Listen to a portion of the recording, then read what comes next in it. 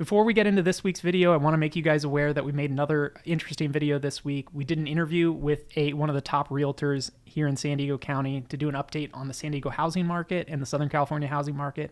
If that's something that you guys are interested in, there'll be a link at the end of this video that you guys can click to get to it. It's also available if you receive email notifications for these videos in the recent research section at the bottom. Go ahead and check out that video.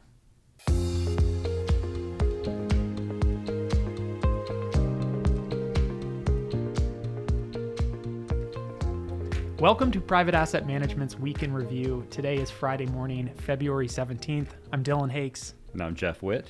Jeff, the Jefe, joins us this week. Jeff, it's been a while since you've joined our little weekly videos.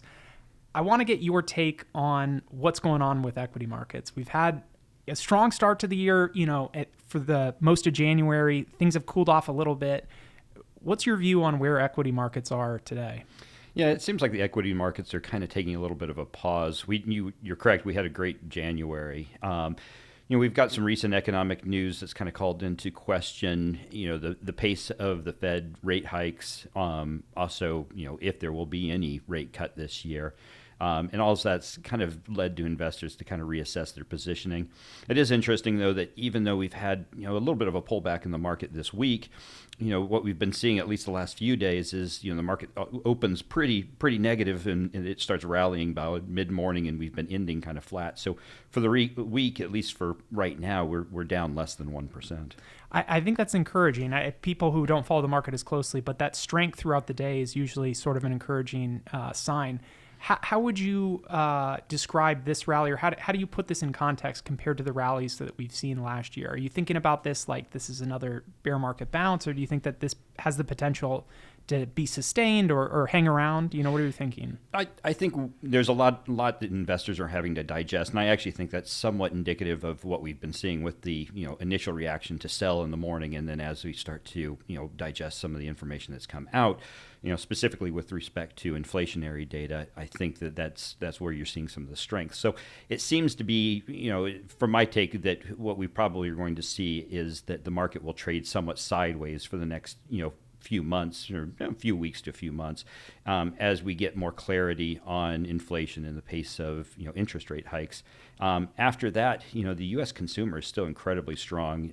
We got a lot of positives going for us in the economy, so I wouldn't be surprised to see the market get legs later in the year. I agree that inflation is driving a lot of what we've seen. It's what we've been talking about for the better part of a year plus. It seems like there's two schools of thought out there right now. One is that inflation is hopefully going to come down very quickly, and that potentially might lead to gains in equity prices and a recovery. The other school of thought is that it's going to be very difficult to get inflation under control, or at least it's going to be more difficult than maybe the optimists think. Where do you stand on this? What are your thoughts as far as where inflation is going to go and what we're going to deal with for the rest of the year? Well, I think the latest CPI report it answers a little bit of that question. Is yes, we've been in a disinflationary cycle actually for the last few months, and it actually had been pretty strong. But looking at the details of what's been driving things up to this point, it's been a lot of the supply chain issues that we heard so much about last year being resolved, that leading to lower prices. We also have been seeing a lot of goods prices. I mean, everybody bought a lot during COVID times when we were all locked up. Those goods prices have been coming down. What's been a little stickier lately, though, is the service side, and that is somewhat tied to the labor market and the fact that one of the biggest components of the service industry is wages. And so we're going to probably need to see this handoff of this disinflationary pressures coming from goods and moving to the service sector. And that's going to take some time. And some of that again goes to the labor market. And, the last jobs report, I believe that you guys discussed one of the prior weekend reviews, it was incredibly strong. It surprised everybody. And, there's somewhat of a question mark out there that, we're getting a lot of these job cut announcements, particularly in the tech sector, but it's not showing up in the data. So, are those really occurring, or are the layoffs more, just for news, and those people are just being, I guess, reassigned within the company? I think that it's an interesting dichotomy where I agree that we're getting a lot of announcements of job cuts. We're not seeing that yet flow through the data. It sort of seems anecdotal at this point.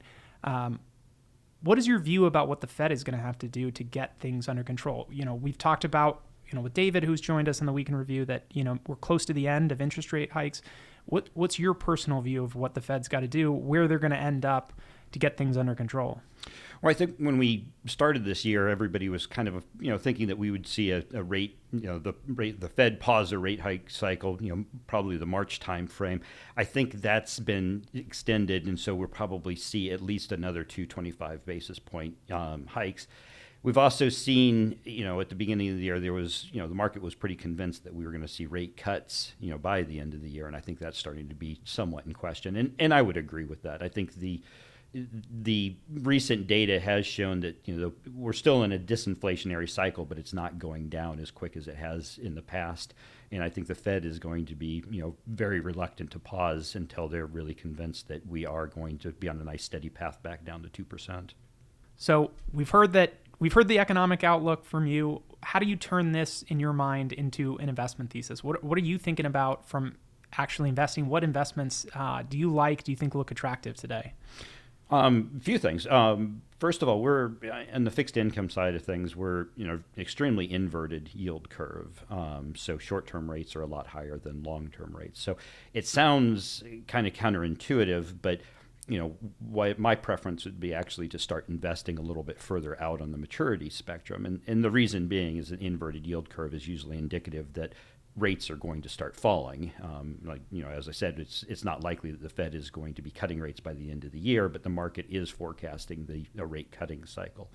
And so my preference would be to extend maturity, extend duration such that, we go ahead and lock in these relatively higher rates on the fixed income side of things.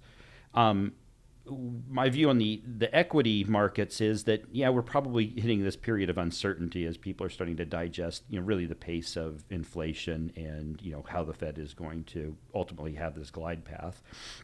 And so I think at least short term, I would probably remain a little more conservative, stay in a little more of the defensive type of posture, because we actually have had a great run on the risk assets up to this point. But I think toward the end of the year, if we are getting to a period where we are starting to see that rates are likely to come down, usually like the tech sector, it's very sensitive to interest rates just because of the discount mechanism that's applied. So at that point, I think you'll probably see a risk-on type scenario come on, and somewhere in the year we'll probably need to pivot from being really defensive to being more offensive and more risk-taking as opposed to risk-averse. I agree. I think those are good strategies that I think most of the people here at the firm agree with.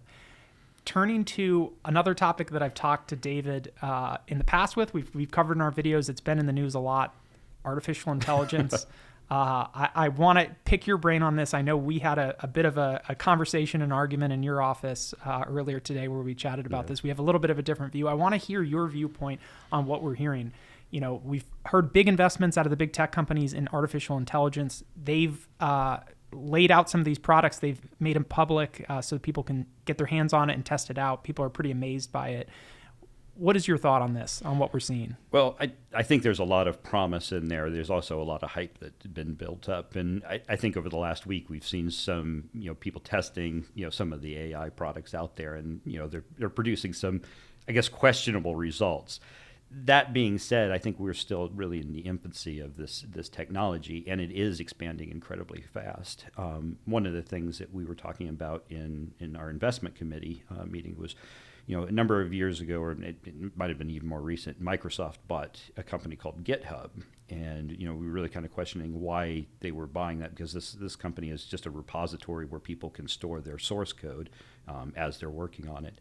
But thinking about it from the AI perspective, it's incredibly valuable because now they can have the system learn off of source code from other people, and it can start really like programming itself to a certain extent. And so it makes a lot more sense now. And in that level of I guess of artificial intelligence is really kind of fascinating. Some people find it scary, but it will probably increase productivity in the U.S. And that's all good for increasing livelihoods. I think it will be interesting to watch that. Thanks, Jeff, for joining Private Asset Management's Week in Review. Thank you guys for watching. If you guys are interested, we have another video that we're putting out. We did a conversation with one of the top realtors here in town to do a update on the San Diego and Southern California housing market. I think that's pretty interesting. If that's something that you guys are interested in, you can go ahead and click on that right here. Otherwise, we'll see everybody next week.